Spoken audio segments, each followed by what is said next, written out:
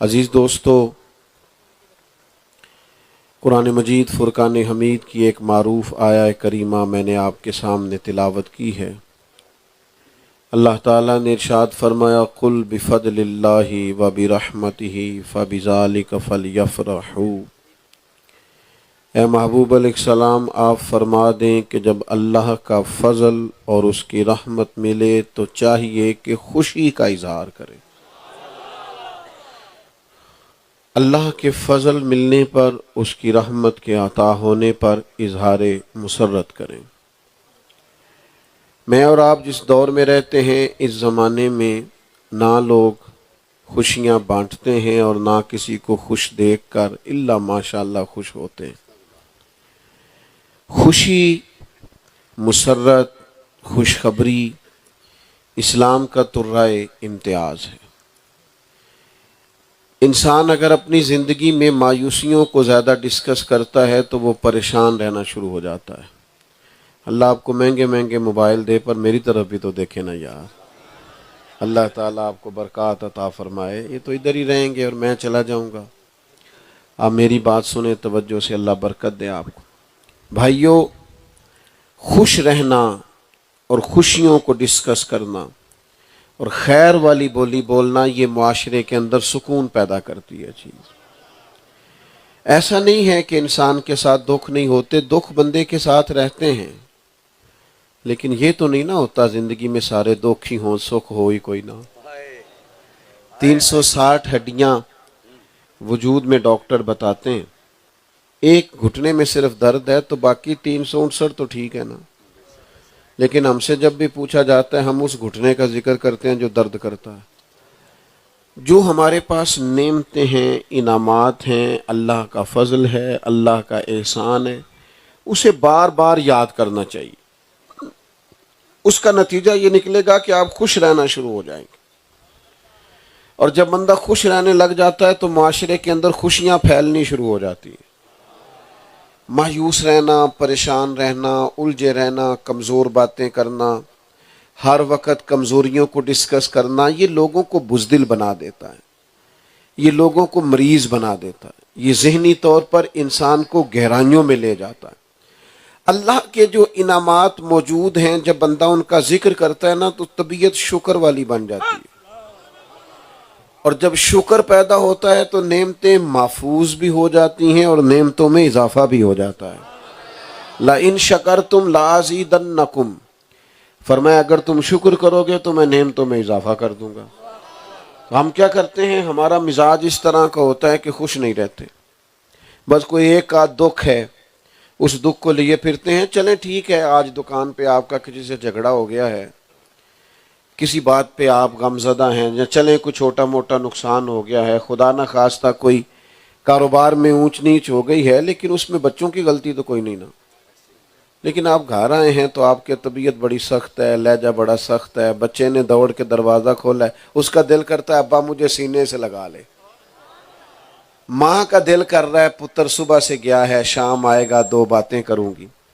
بیوی نے سارا کچھ روک کے رکھا ہے، اس نے شوہر ہی کو کہنا ہے، وہی اس کا لباس، لیکن ہم باہر کی بھی ساری ٹینشنیں اٹھا کے گھر لے آتے ہیں۔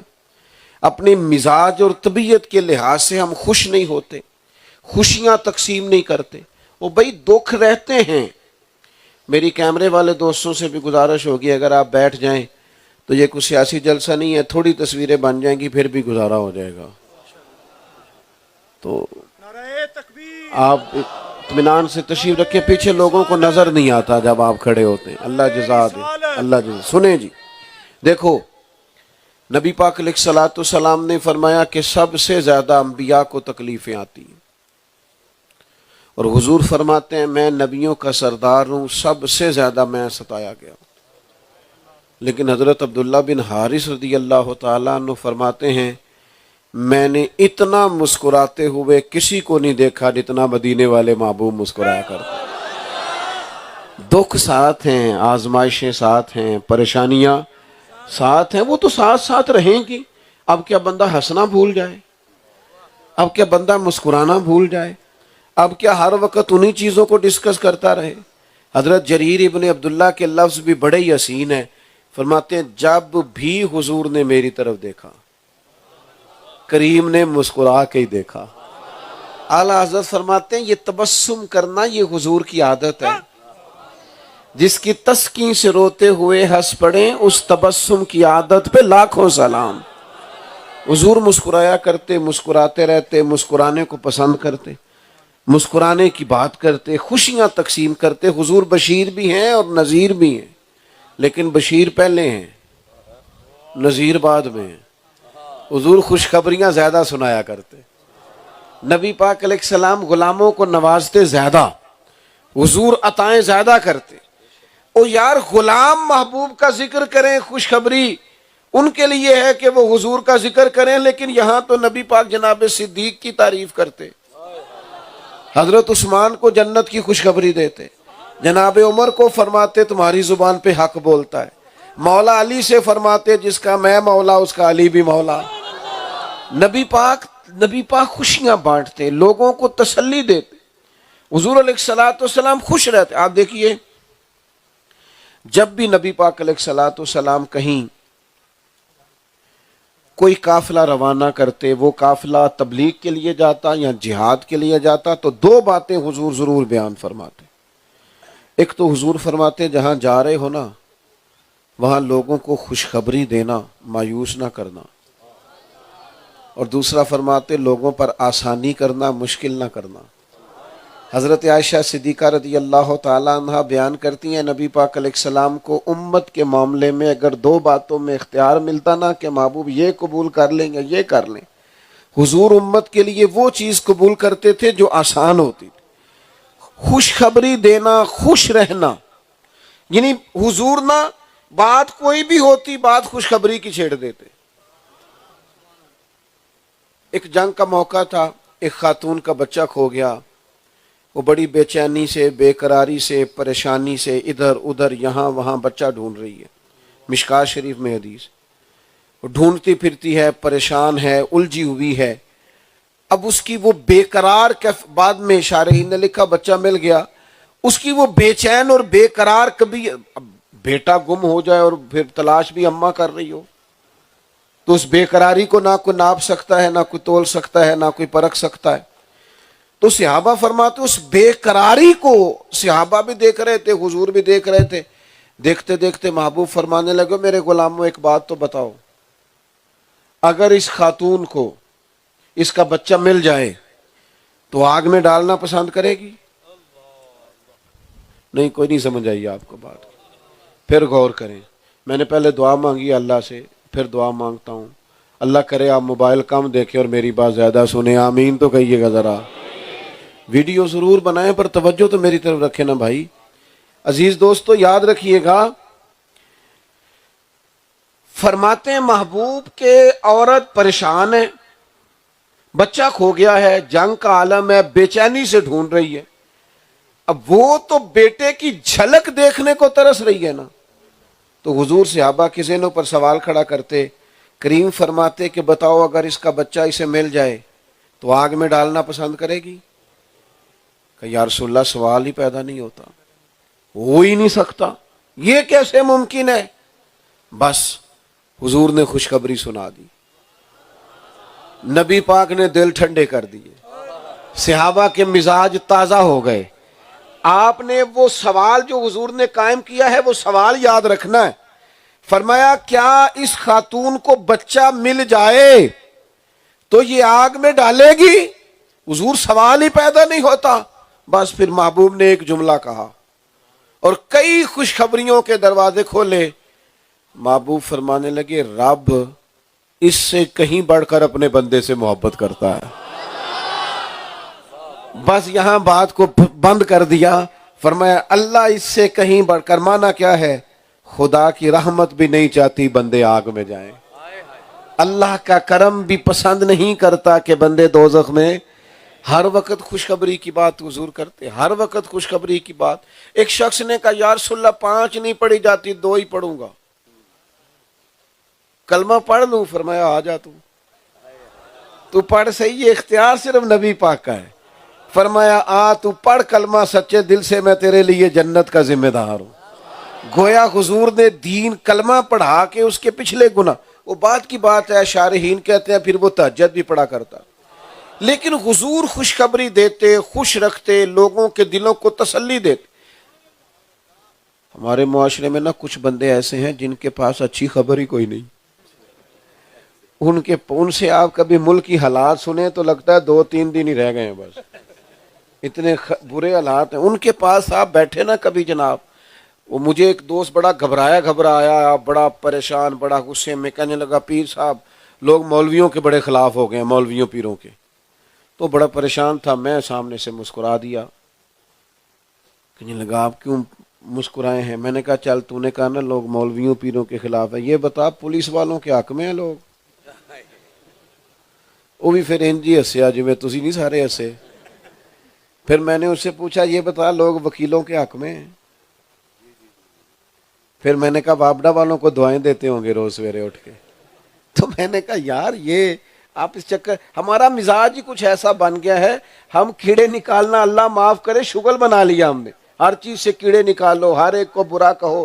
او خدا کے بندے مثبت بات بھی کر، خیر والی بات بھی کر، اچھے لفظ بھی بول، اپنی زندگی میں تو خوشخبری بھی دے، تو تسلی بھی دے، تو لوگوں کے لیے خیر والے جملے کہہ۔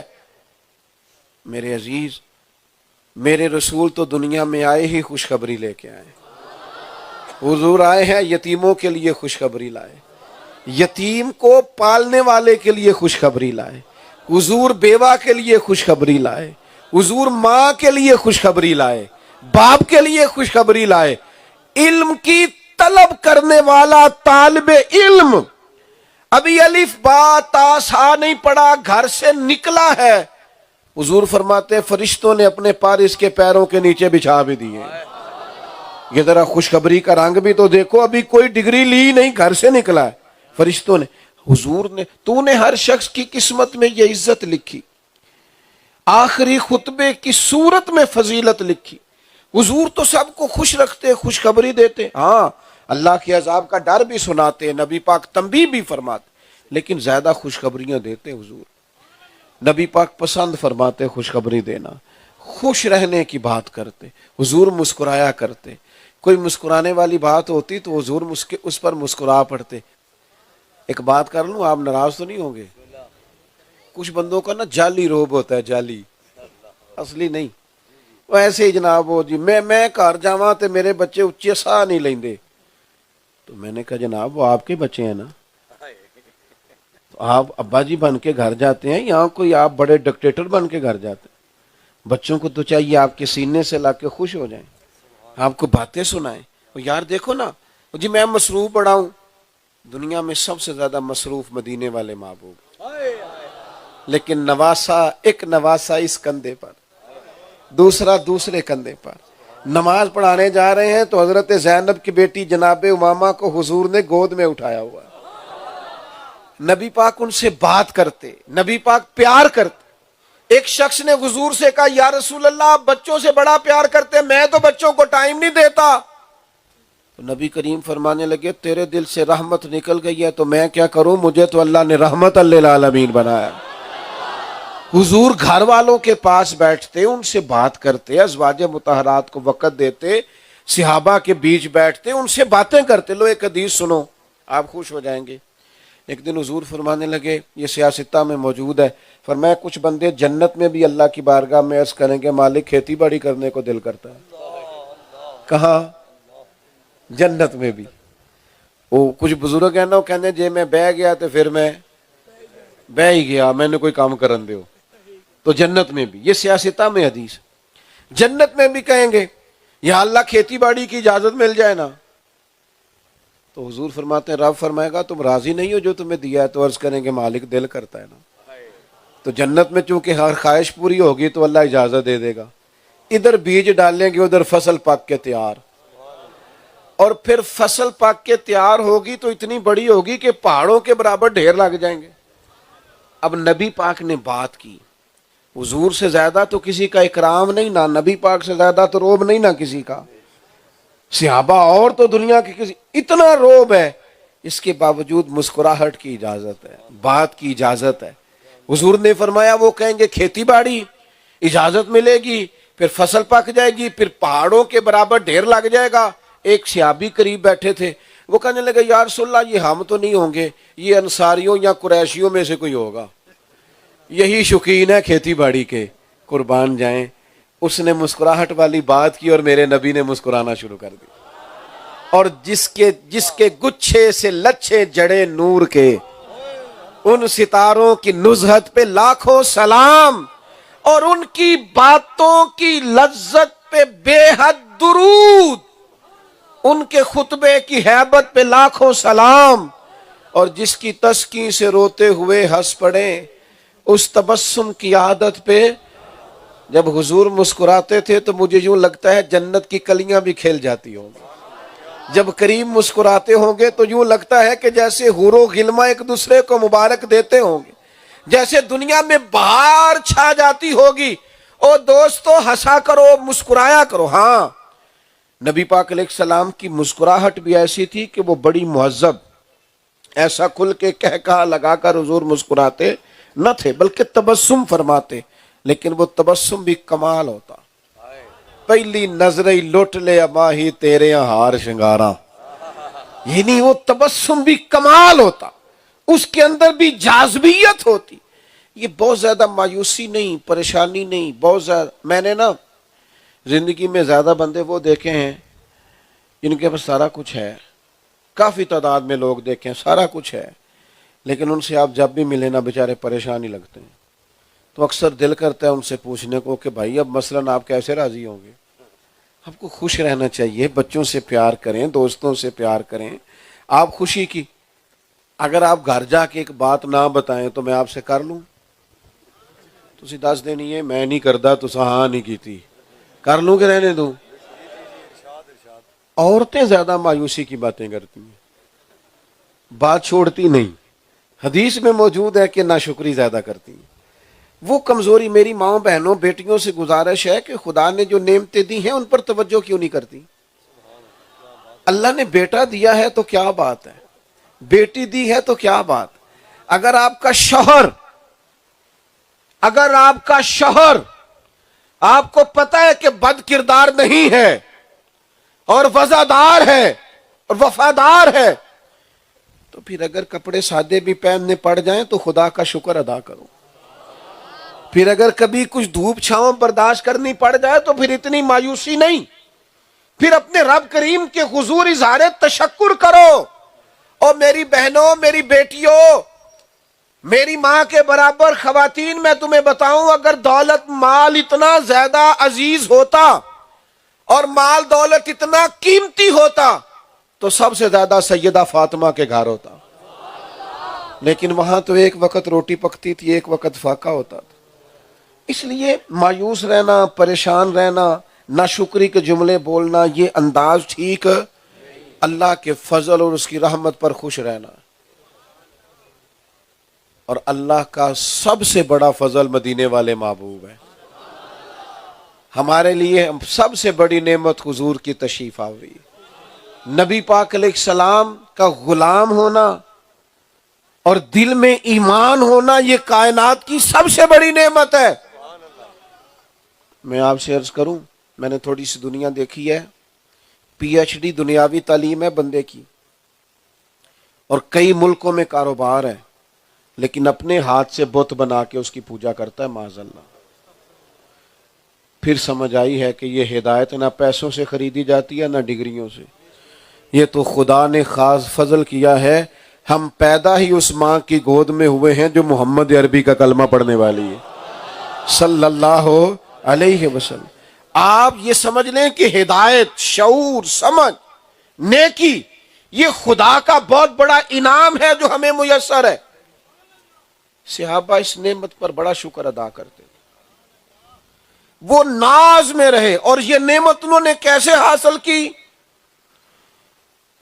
لوگ کہتے ہیں تم نے فلاں خرچ کر دیا حضور کے نام پر، تو میں کہتا ہوں پتہ انہوں نے نبی پاک کے نام پر کیا کچھ دیا ہے؟ سارے کا سارا مال حضرت صدیق نے قربان کیا،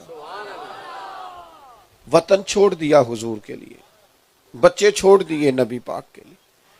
اور جب کافر حضور کو معاذ اللہ مارنے کے لیے آگے بڑھے تو جناب صدیق حضور کے اوپر لیٹ گئے. انہوں نے اس نعمت کا یوں شکر ادا کیا کہ جانیں ہتھیلیوں پہ رکھ دیں. جب بدر والا دن آیا نا اور حضور نے صحابہ سے مشورہ فرمایا کہ بتاؤ بھائی، بتاؤ جنگ کرنی پڑ گئی ہے، کیا کرنا ہے؟ تو صحابہ کرام علیہم رضوان میں سے ایک شخص نے کھڑے ہو کے پتہ کیا عرض کیا کہ یا رسول اللہ، جس دن سے کلمہ پڑا تھا نا اس دن سے ہی خواہش تھی کہ کوئی شکر ادا کرنے کا موقع ملے. اٹھے مقداد اور عرض کی اے ہادی دوراں، ہمیں بخشی ہے جب سے آپ نے یہ دولت ایمان، تمنا ہے کہ نعمت کا بدل کچھ تو ادا کر دیں. یہ جو آپ نے کلمہ پڑھایا ہے دل کرتا ہے اس کا شکر ادا کریں. ہم بھی یہی کہتے ہیں نا، میلاد حضور کے آنے کا شکر ہے. اٹھے مقداد اور عرض کی اے ہادی دوراں، ہمیں بخشی ہے جب سے آپ نے یہ نعمت ایمان، تمنا ہے کہ نعمت کا بدل کچھ تو ادا کر دیں. نہیں کچھ اور کر سکتے تو جانیں ہی فدا کر دیں. یا رسول اللہ جان قربان کریں گے اور شکر ادا کریں گے کہ اللہ نے ہمیں آپ جیسا رسول عطا فرمایا. ایک لفظ حضرت عمر نے بولا تھا اور حضور نے فرمایا جو 3 دفعہ صبح کہے 3 دفعہ شام کہے قیامت والے دن اللہ اسے راضی کرے گا. لفظ کیا ہے؟ حضرت عمر نے ایک دفعہ کہا تھا رضیت باللہ ربم و بالاسلام دینم و بسیدنا و مولانا محمد نبیم و رسولہ صلی اللہ علیہ وسلم. یہ ان لفظوں کا حسن دیکھیں. عرض کی ہم بڑے راضی ہیں کہ اللہ ہمارا رب ہے. یا رسول اللہ ہم بڑے راضی ہیں کہ اسلام ہمارا دین ہے. ادھر دیکھنا نوجوانوں میری طرف. عرض کرنے لگے یا رسول اللہ ہم بڑے ہی راضی ہیں کہ اللہ نے آپ کو ہمارا نبی اور رسول بنایا. یہ کمال ہو گیا، آپ ہمارے نبی اور رسول ہیں. قیامت والے دن یا رسول اللہ ہم آپ کے جھنڈے تلے ہوں گے. آپ کریم ہمارے محبوب. او بھائی یہ تو قیامت میں پتہ چلے گا. حضور فرماتے ہیں جہاں جہاں وضو کا پانی لگتا رہا قیامت میں وہ جگہ میری امت کی اس طرح چمکیں گی جس طرح 14ویں رات کا چاند چمکتا ہے. آپ نیکی کا ارادہ کرتے ہیں تو اللہ نیکی کا اجر دے بھی دیتا ہے. ایک نیکی کرتے ہیں تو 10 سے لے کر 700 گنا تک اجر ملتا ہے. سب سے تھوڑی عمریں اس امت کی لیکن سب سے زیادہ اجر اس امت کو. تو یہ سارے کا سارا احسان ہے جو اللہ نے اپنے نبی کو بھیج کے ہمیں عطا فرمایا. ہم نے کرنا کیا ہے؟ حضور کی تشریف آوری پر شکر ادا کرنے کے کئی طریقے ہیں نا. تھک تو نہیں گئے آپ لوگ؟ جڑے نہیں بولے اچھا اللہ آپ کو جزائے خیر دے.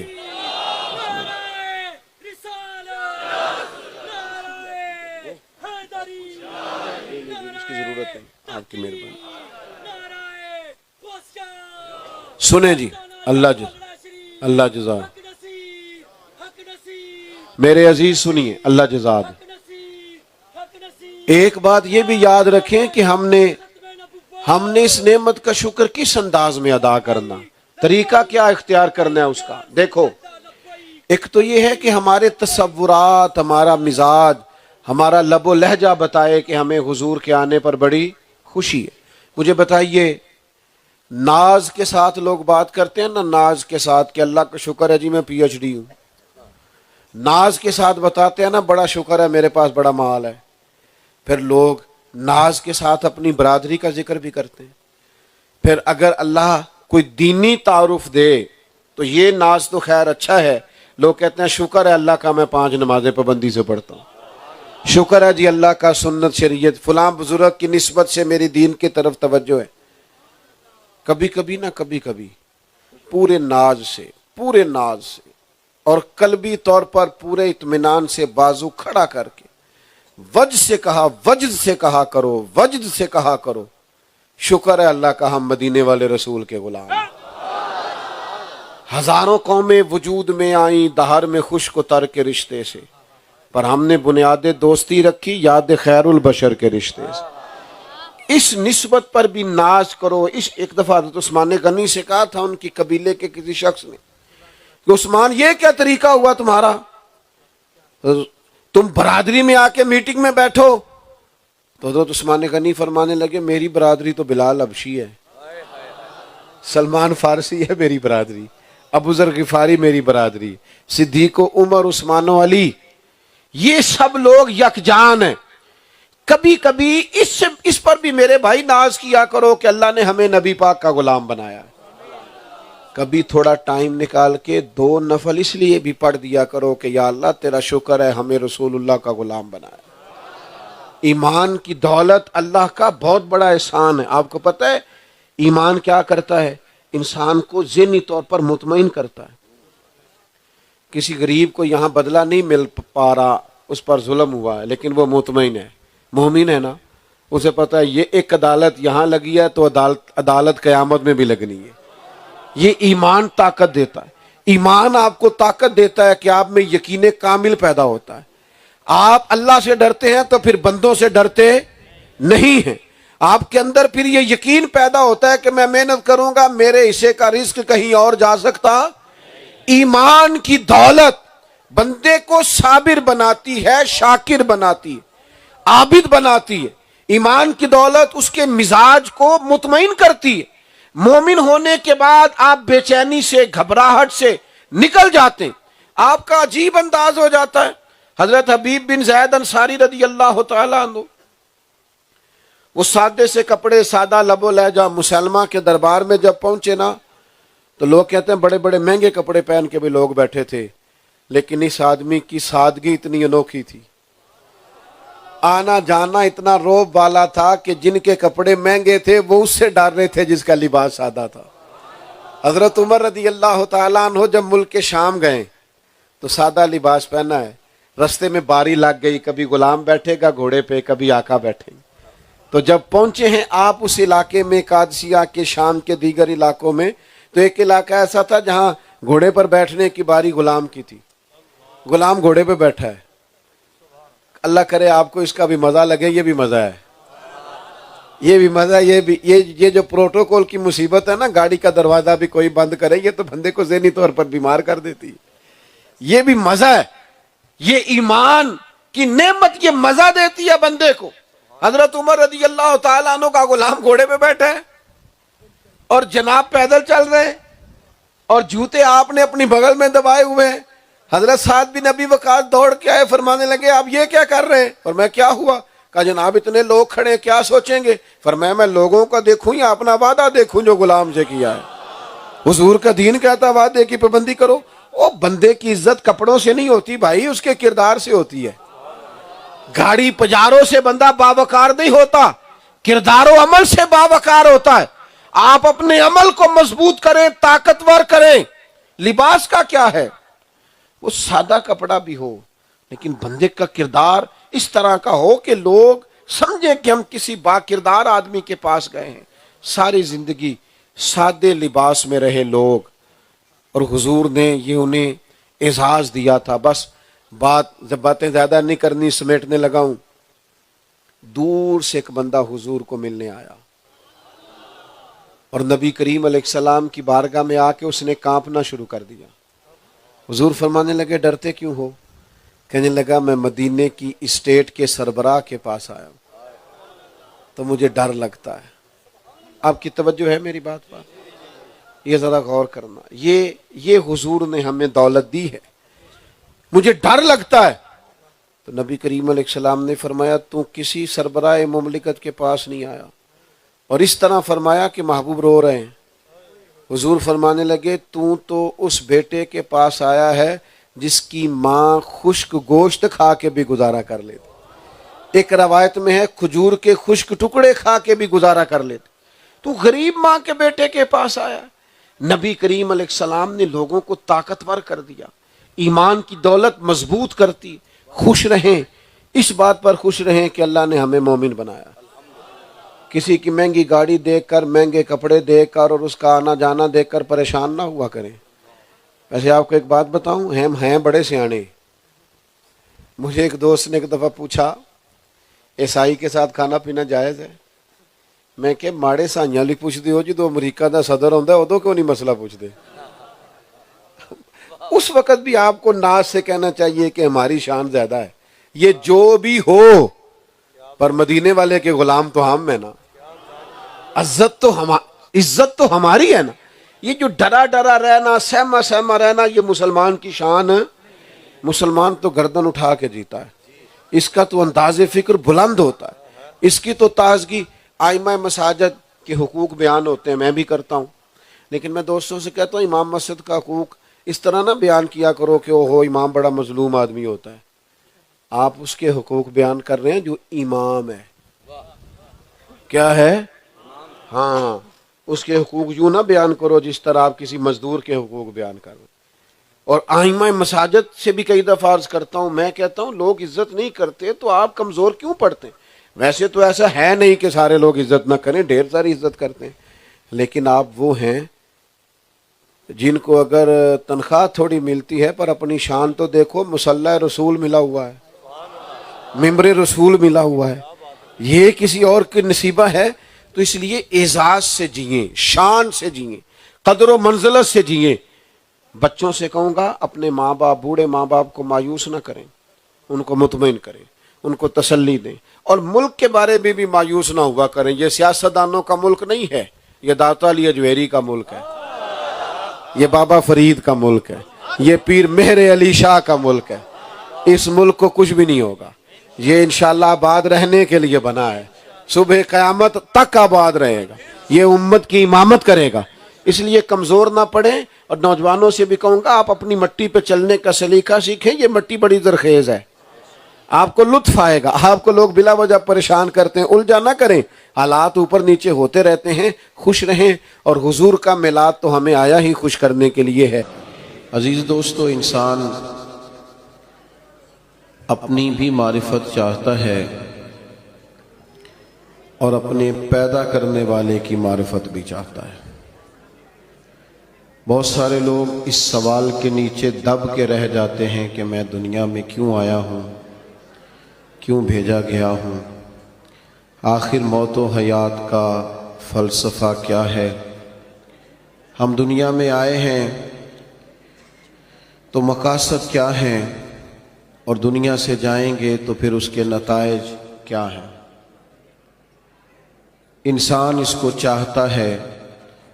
اوپر چھت پہ جو لوگ ہیں وہ ذرا سائیڈ پہ ہو کے بیٹھیں جی، اور دوبارہ نہ کہنا پڑے، یہ مہربانی فرمائیں. پیچھے سائیڈ پہ ہٹ جائیں، بڑی مہربانی. آپ توجہ کریں جی میری طرف. عزیز دوستو، انسان مقاصد چاہتا ہے تو بڑے لوگ گمراہ ہو گئے، الجھ گئے، زندگی کا پتہ نہیں پا سکے. اور پھر جسے اپنا پتہ چلتا نہیں وہ پریشان بھی بڑا رہتا ہے. آخر میں کیوں آیا ہوں، کیا مقصد تھا، وہ الجھ جاتا ہے.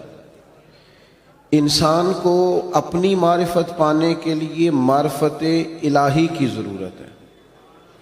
من عرف نفسہ فقد عرف ربہ. وہ تلاش کرے اس کا مالک، اس کا رازق، اس کا خالق کون ہے. تو اللہ تعالیٰ کی پاک بارگاہ تک رسائی کے لیے اب صرف ایک ہی ذریعہ ہے، اور وہ ذریعہ ہے ذات مصطفیٰ صلی اللہ تعالی علیہ وسلم. یا ایھا الناس قد جاءکم برہان من ربکم. اے لوگو، یہ جو میں نے تمہارے پاس اپنے نبی کریم علیہ السلام کو بھیجا ہے تو یہ رب کی طرف سے تمہارے پاس واضح دلیل آ گئی ہے. نبی پاک علیہ السلام کی پیروی کرنا، حضور کی اتباع کرنا، حضور کے نقش قدم چلنا، نبی پاک علیہ السلام کی بتائی ہوئی باتوں پر عمل کرنا، جن چیزوں سے سرکار نے روکا ہے ان سے رک جانا. جو بندہ یہ کام توجہ سے کرتا ہے اسے معرفت الہی بھی نصیب ہوتی ہے اور محبت الہی بھی نصیب ہوتی ہے. قرآن مجید نے فرمایا قل ان کنتم تحبون اللہ فاتبعونی یحببکم اللہ. اے محبوب علیہ السلام، آپ اپنے غلاموں سے یہ فرما دیں کہ اگر یہ اللہ سے محبت کرنا چاہتے ہیں تو آپ ان سے فرمائیں کہ میری پیروی کرو، میرے نقش قدم چلو، میری اتباع کرو. یحببکم اللہ، اللہ خود تم سے محبت فرمائے گا. نبی پاک علیہ السلام کی اتباع، حضور کی پیروی، نبی پاک کے نقش قدم چلنا، یہ انسان کو معرفت الہی دیتا ہے۔ آپ کو پتہ ہے صحابہ کرام علیہم رضوان نے جب کلمے پڑھے، مسلمان ہوئے، ایمان کی، یقین کی، تیقن کی دولت انہیں نصیب ہوئی، تو پھر ان کے رنگ ڈھنگ بدل گئے۔ بڑا مشکل کام ہے اپنا کمایا ہوا مال محنت کا لا کے خرچ کرنا، لیکن جب رضائے الہی پورے طور پر مطلوب ہو اور معرفت الہی کا رنگ چڑھا ہوا ہو اور انسان کو طے ہو جائے کہ اب یہ مال میرے رب کی رضا کا ذریعہ بنے گا، تو پھر حالت یہ ہوتی ہے کہ جناب صدیق اکبر نے تن کے کپڑے بھی اتار دیے اور ٹاٹ کا لباس پہن لیا۔ تینوں لب دیاں آپ گواچے، سانو اپنی خبر نہ کوئی، ساتھوں تے پارے نے ککھ گلیاں دے، سانو آخ دے لوگ شدائی، اسا لنگ نموس دا ساڑ کے چولا، گل پہنے تاج گدائی، او سجنا اپنا آپ گوایا تاں یار نے چاتی پائی۔ جب آپ کو معرفت الہی کا یہ جذبہ نصیب ہوتا ہے، یہ ذوق نصیب ہوتا ہے، یہ شوق نصیب ہوتا ہے، تو پھر انسان طلب کرتا ہے۔ نبی پاک صلی اللہ تعالی علیہ وسلم نے فرمایا شہید بھلا اللہ کی بارگاہ میں کیا خواہش کرتا ہے؟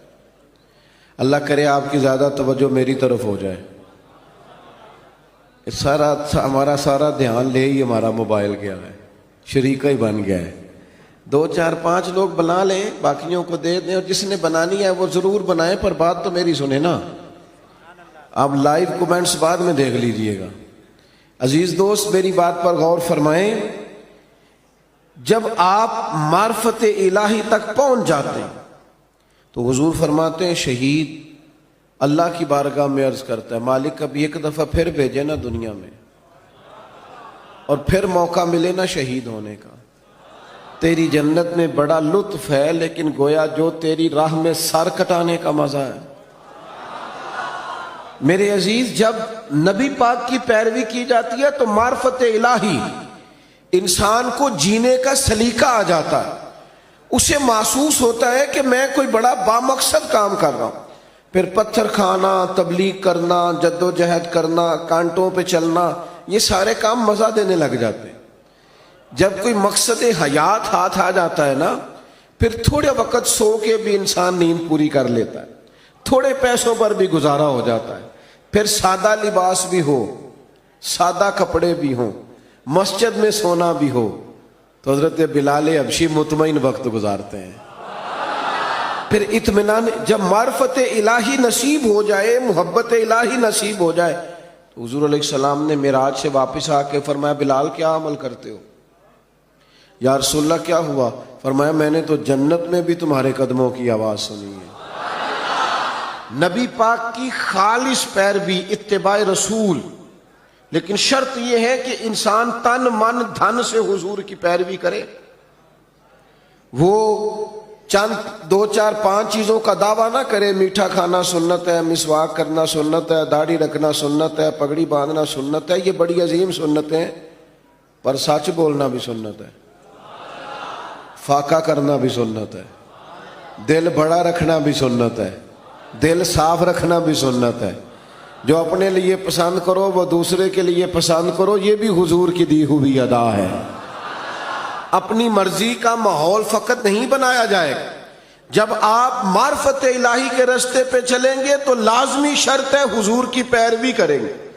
اتباع رسول کے بغیر کوئی اور رستہ ہی نہیں ہے جو بندے کو اطمینان دے سکے، سکون دے سکے۔ آپ ایک مطمئن زندگی گزارتے ہیں جب حضور کی پیروی میں۔ آپ دنیا میں دیکھ لیں، بہت زیادہ مہنگے کپڑے پہننے والے لوگوں سے ملاقاتیں کر لیں، بہت نئے جدید دور کا فیشن اوڑھنے والے لوگوں سے آپ مل لیں، وہ بیچارے بے چین ہی بڑے رہتے ہیں۔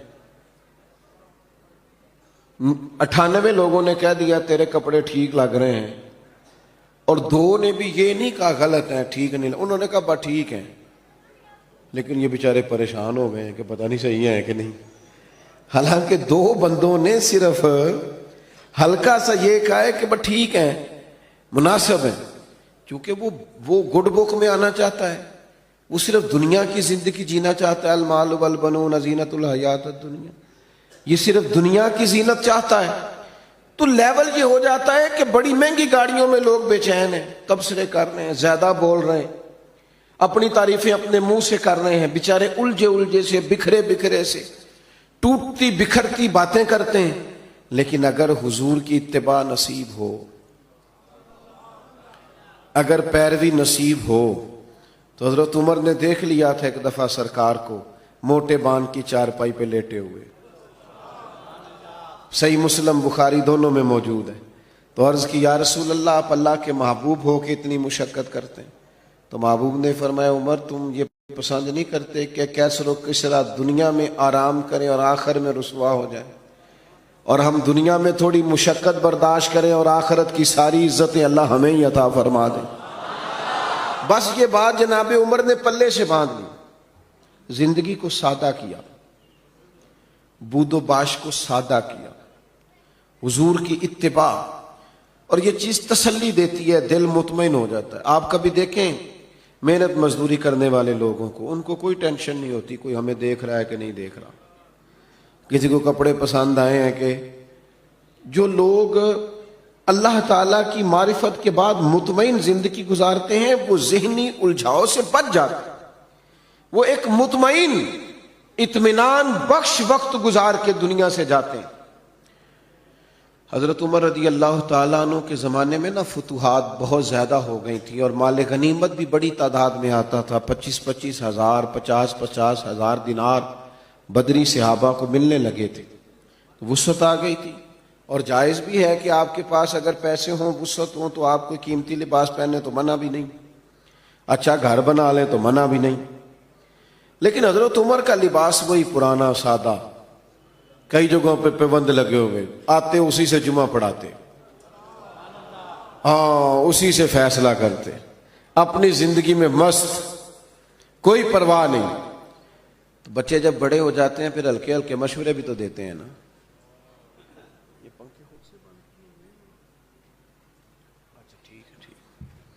تو بچے ہلکے پھلکے مشورے بھی دیتے ہیں، ٹھیک ہے کوئی بات نہیں، سب رہنے دیں، سب ٹھیک ہے.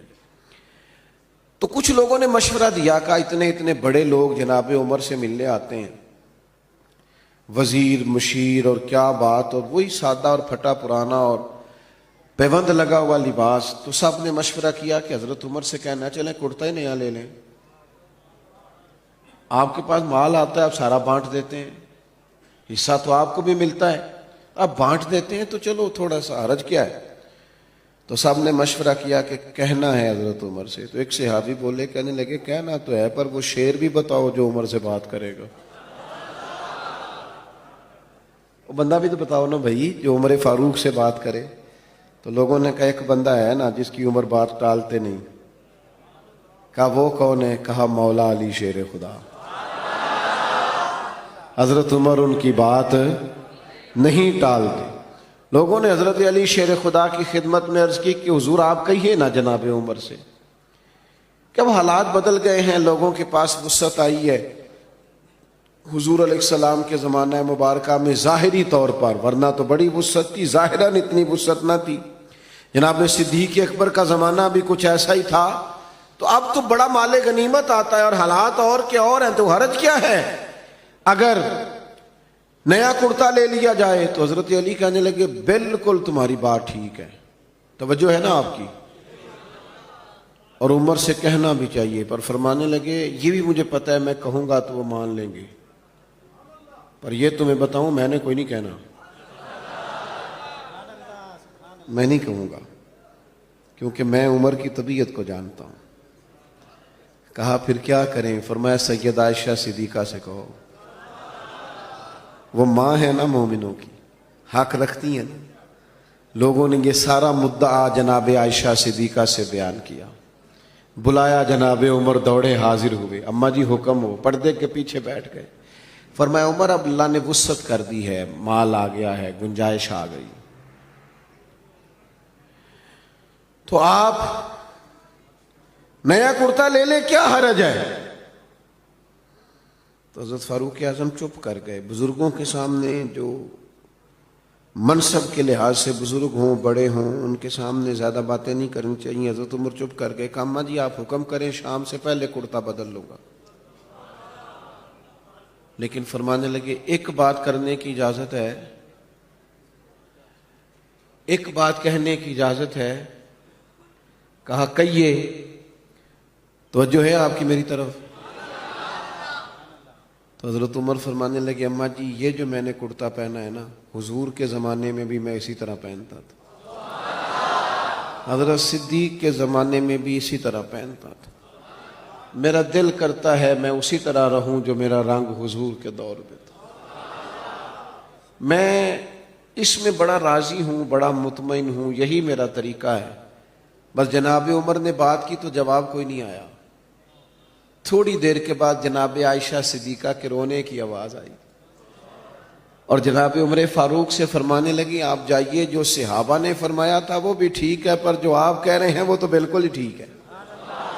اس لیے کہ معرفت الہی، محبت الہی، توکل، صبر، شکر، قناعت، خودداری، عزت نفس پیدا کرتی انسان کو یہ چیزیں پیدا کرتی ہیں۔ اور یہ حاصل کیسے ہوتی ہے؟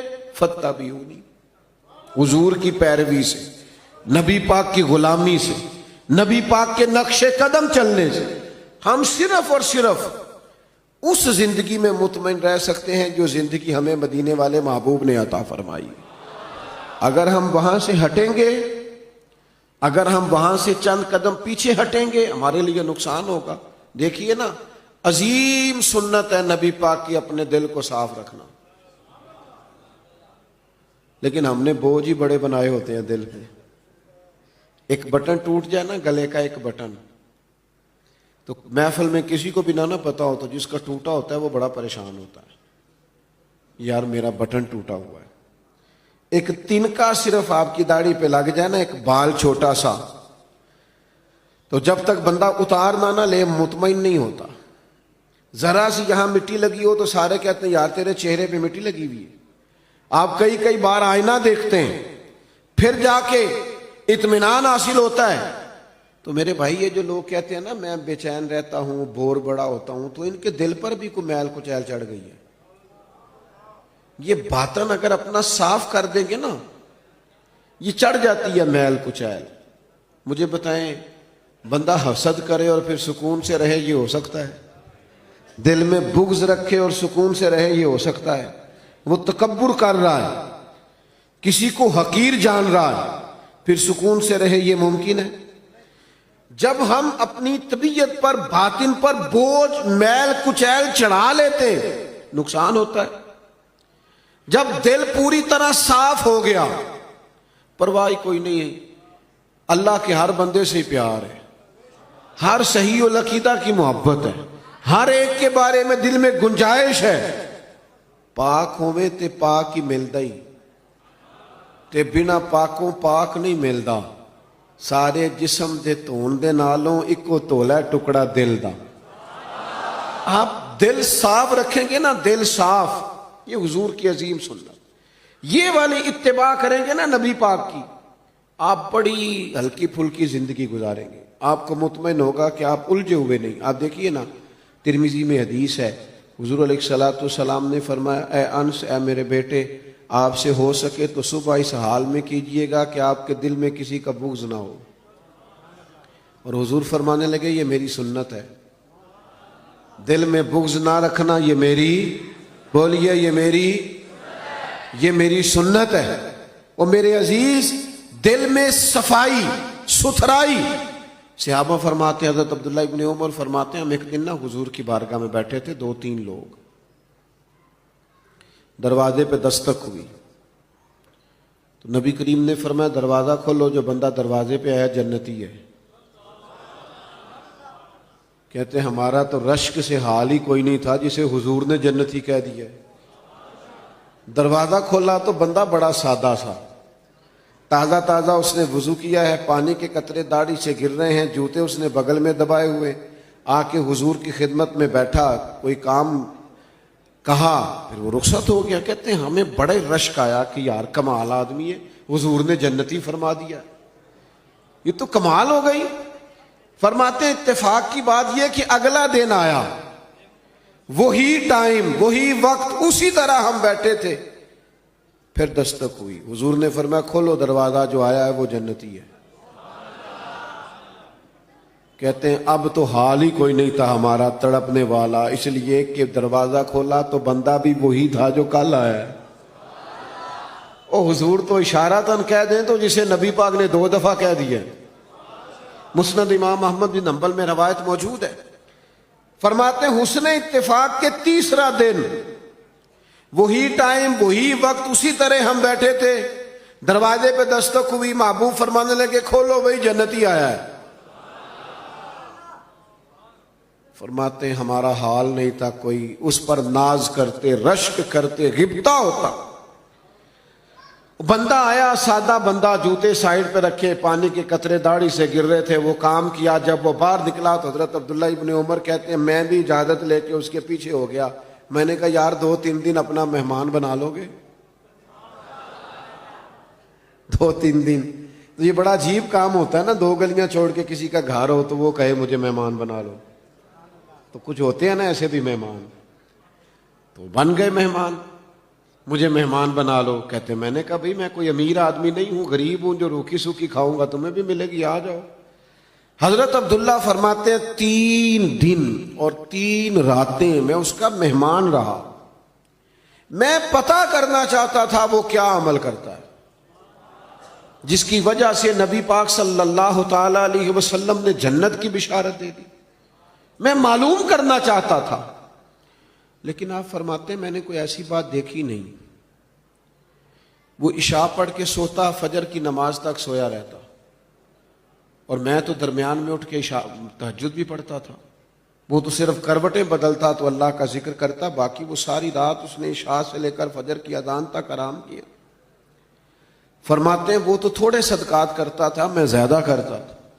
میں بڑا حیران تھا کہ 3 دفعہ نبی پاک صلی اللہ تعالی علیہ وسلم نے جنت کی بشارت عطا کی ہے، اور بندے کا حال یہ ہے کہ کوئی خاص عبادت نہیں۔ تیسرے دن میں چھٹی لے کے اس سے اجازت لے کے جانے لگا تو وہ بھی حیران تھا کہ 3 دن بندہ رہا ہے، سمجھ کوئی نہیں آئی۔ فرماتے میں نے بھی اسے کہا یار مجھے ضرورت نہیں تھی، اصل بات یہ ہے تو بندہ بڑا کمال ہے، 3 دن تک نبی پاک نے تجھے جنت کی بشارت دی ہے۔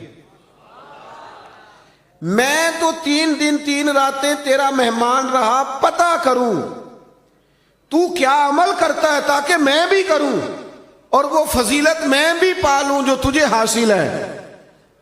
فرماتے ہیں وہ کہنے لگا عمل کوئی بھی نہیں، وہی ہے جو آپ نے دیکھ لیا ہے۔ 5 نمازیں پڑھتا ہوں، حسب توفیق صدقہ کرتا ہوں۔ تو کہتے ہیں میں نے اس سے کہا یار کچھ تو ہوگا نا جو اتنی شان؟ تو کہنے لگا ایک چیز میرے پاس ہے، یہ آپ نے یاد رکھنی ہے، یہ ہماری محفل کا نچوڑ ہے۔ ایک چیز ہے، وہ کیا؟ کہنے لگا میرا دل بڑا صاف ہے، عداوت کوئی نہیں، حسد کوئی نہیں، بغض کوئی نہیں، اناد کوئی نہیں، اسی کسی دے کچھ بھی نہ لگ دے، نہ کوئی ساڈا دردی، ہم نے کوئی رٹا نہیں، کوئی کسی سے تنازع نہیں، اس نے مجھے سلوٹ کیوں نہیں کیا، فلانے نے سلام کو نہیں کیا، فلانے میرے وہ بچے کے دن رکھنے تھے مجھے بلایا کیوں نہیں، فلانے نے مشورہ کیوں نہیں کیا، منگنی پہ کیوں نہیں بلایا، ایک بندہ کیوں بلایا، میرا رٹا کوئی نہیں، دل صاف ہے۔ حضرت عبداللہ ابن عمر فرماتے ہیں میں سمجھ گیا، میں نے کہا تیرا دل صاف ہے نا، تو پھر مدینے والے محبوب نے بھی 3 دفعہ جنت کی بشارت عطا فرمائی۔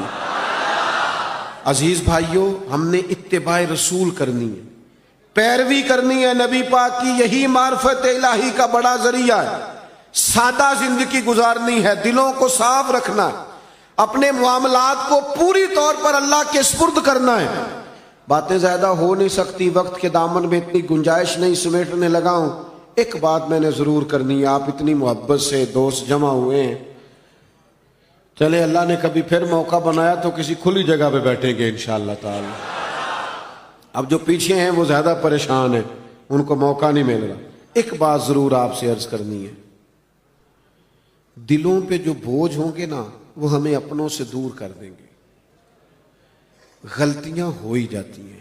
اچھا میں آپ کو بتاؤں، اپنوں کی غلطیوں کا ہمیں زیادہ پتہ اس لیے ہوتا ہے کہ ہم ان کے ساتھ جو زیادہ رہتے ہیں۔ इंसान होने के नाते कमजोरियां दूसरों में भी होती हैं, पर वो दूर होते हैं तो हमें पता नहीं ना होता। कमजोरियां इंसानों में रहेंगी, लेकिन ये जो हम अदावत पाल लेते हैं ना, आप यकीन करें, एक बूढ़े बुजुर्ग मुझसे कहने लगे, पीर साहब बच्चे लड़ के लैदा लैदा होए ने ते असीं मियां बीवी सब तो छोटे नाल हां, हुण चूंकि भरा लड़े ने ते असीं दूजे दे घर नहीं जा सकते। तो कहते बच्चों की माँ का ये हाल है कि वो खिड़की खोल के बैठ जाती है कि मेरे बच्चे गुजरेंगे तो मैं उन्हें देख लूंगी, खिड़की खोल के बैठी रहती है कि मेरा बड़ा बेटा गुजरेगा तो मैं देखूंगी। ओ यार, इतनी अदावतें, इतनी तकलीफें। लोग कब्रिस्तानों में निरे जनाजे पढ़ने जाते हैं, सिर्फ जनाजा, ताकि लोगों को पता चले मैं आया हूं, वरना हमने दिल सख्त कर लिए, तबीयतों में घुटन है, हमारे लहजे तल्ख है। हम हुजूर का मिलाद मनाने आए हैं और नबी पाक की गुलामी इत्तिबा का तो सबक ये है कि जो पत्थर भी मारे ना ताइफ वालों ने और तकलीफ भी दी, तो सहाबी ने कहा हुजूर करे ना दुआ ये तबाह हो जाएं, तो फरमाया दुआ नहीं करनी इनकी तबाही की, इसलिए कि ये नहीं मानते तो इनकी आने वाली नस्लें मान जाएंगी। दिल को सख्त नहीं किया, अपने दिल में लोगों के, मक्के वालों ने क्या कुछ नहीं किया, पर एक दफा माफी मांगी, महबूब ने कई दफा माफ फरमाया। तो मेरे अजीज, इत्तिबाई रसूल असल है, और इत्तिबाई रसूल में दो चीजें बुनियादी हैं, एक सादा रहे और एक दिल को साफ रखे। ये दो काम अगर करेंगे जिंदगी बड़ी ठंडी महसूस होगी, मेयारी महसूस होगी।